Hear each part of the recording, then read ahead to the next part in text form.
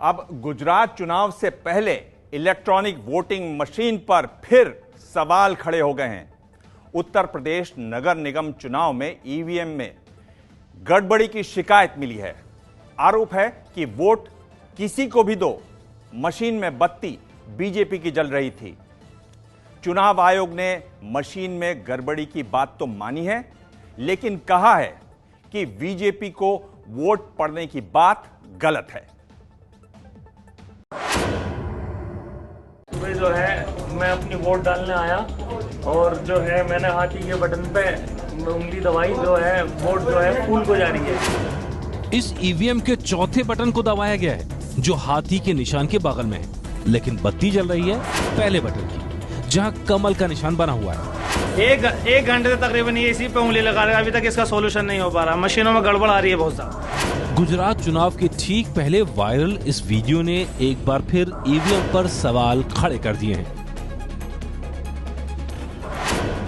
ये मामला इसलिए और गंभीर हो गया है क्योंकि जिस मशीन में ये गड़बड़ चला हुआ है वो उत्तर प्रदेश के मेरठ में नगर निगम चुनाव के लिए इस्तेमाल की जा रही थी।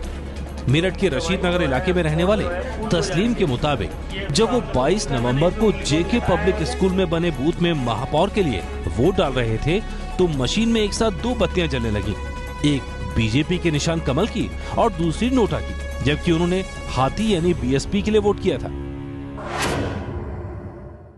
मेरा नंबर तीसरा था। मैंने जो है छोटी वोट अपने पार्षद पंजे पे लगाई है और दूसरी वोट जो मैं मेयर प्रत्याशी के लिए मैंने हाथी वाला बटन दबाया और वोट जो है फूल का निशान पे लाइट जली है। तो उस वोट को मैंने जो है ना उस उंगली नहीं हटाई, मैंने वहीं रखी और स्टाफ को मैंने बुला लिया। जो अंदर मतदान अधिकारी हैं उन सबको बुला के मैंने वो दिखाई है। उन्होंने फिर बाहर के पुलिस अधिकारी जो हैं उन्हें बुलाया, उन्होंने देखा है सबने। 1 घंटे तक जो है हम वहीं खड़े रहे, मैं उंगली रखे हुए उस पर। जब बाहर से और अधिकारी आए हैं, सिटी मजिस्ट्रेट साहब आए हैं, एडीएम सिटी साहब आए हैं, उन्होंने उस चीज को देखा है और उस मशीन को फिर सीज करी है। नहीं, ऐसा कुछ नहीं आया। एकमात्र जो मेरे संज्ञान में आया था कि उसमें शायद बटन दबाने पे 2 जगह जो है लाइट जल रही थी, तो वो मशीन तत्काल रिप्लेस कर दी। उसमें हार्डली 2 या 3 वोट ही पड़ा है और उसका रिप्लेसमेंट हो गया था। वो ईवीएम के जो कंपनी के इंजीनियर आए हैं उनको दिखाई जा रही है कि इसमें क्या टेक्निकल फ्लॉ है और उसके आधार पे ही आगे का निर्णय लिया जाएगा। मेरठ की तरह ही कानपुर के एक पोलिंग बूथ पर भी इसी तरह की शिकायत आई। लोगों ने आरोप लगाया कि यहाँ के वार्ड नंबर 104 की एक मशीन पर कोई भी बटन दबाने पर एक साथ 2 बत्तियां जलने लगी। पोलिंग बूथ पर एक बार बटन दबाने पर 2 बार बत्ती जल रही उसकी, तो एक वोट जो है निर्दलीय पे जा रहा है और एक वोट कमल पे जा रहा है। नगर निगम चुनाव के दौरान यूपी के 2 शहरों से आ रही इन शिकायतों ने एक बार फिर बीजेपी के विरोधियों को मौका दे दिया है। कांग्रेस सवाल उठा रही है कि ऐसी हर शिकायत में बीजेपी का नाम ही क्यों आता है। उत्तर प्रदेश में हमने आपको स्पष्ट उदाहरण दिए थे कि आप किसी भी पार्टी किसी भी चिन्ह का अगर ईवीएम में बटन दबाते हैं तो वोट सीधा बीजेपी को जाता है। आपको याद है, हमारे यहाँ रिटर्न पब्लिश्ड आंकड़े आप ले लीजिए, इनसे हमने आपको लिखित रूप से दिए थे।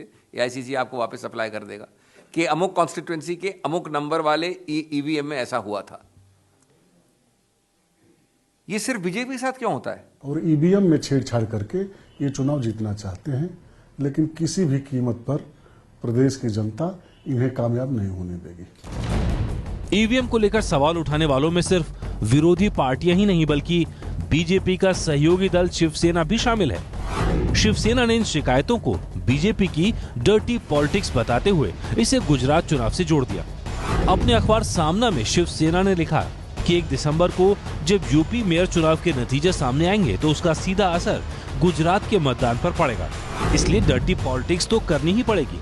मतदाताओं का तो कोई रोल ही नहीं रह गया है, इसलिए मेयर तो वही बनेगा जिसे ईवीएम एवमस्तु कहेगी।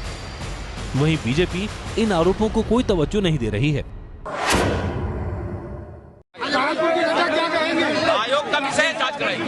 आने वाले चुनाव जो नगर निकाय चल रहे हैं उसमें इनकी बुरी तरह से हार होने, इसीलिए सारे लोग घर बैठ गए हैं। देखिए, विपक्ष का कोई बड़ा नेता प्रचार में नहीं निकला।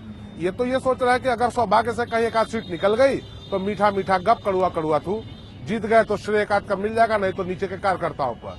तो ये तो कहीं न कहीं से सोशल मीडिया के माध्यम से ये चीजें प्रचारित की जा रही हैं, ऐसी कहीं कोई बात नहीं है। चुनाव में इस्तेमाल होने वाली मशीनों की जिम्मेदारी चुनाव आयोग की होती है। इन शिकायतों पर केंद्रीय चुनाव आयोग ने ये कहकर पल्ला झाड़ लिया है कि एक बार मशीन सिस्टम से बाहर हो जाने पर उनकी नहीं होती। वहीं राज्य निर्वाचन आयोग ने कहा है कि मशीनें खराब जरूर थी, लेकिन बीजेपी को वोट पड़ने वाली जैसी कोई बात नहीं है। इसी साल यूपी विधानसभा चुनाव में बीजेपी की जीत के बाद मायावती से लेकर अखिलेश यादव तक ने ईवीएम में छेड़खानी का आरोप लगाया था। आम आदमी पार्टी ने यह साबित करने की कोशिश की थी कि मशीनों से छेड़खानी की जा सकती है, लेकिन कोई भी पार्टी चुनाव आयोग के सामने ये साबित करने नहीं पहुंची। इस हंगामे के बाद ही चुनाव आयोग ने इस बार गुजरात और हिमाचल में हर सीट पर ईवीएम के साथ वीवीपैट लगाने का फैसला किया है। लेकिन यूपी की घटना के बहाने कांग्रेस को इन चुनावों में भी ईवीएम के मुद्दे पर बीजेपी को घेरने का मौका मिल गया है। लखनऊ से पंकज झा की रिपोर्ट।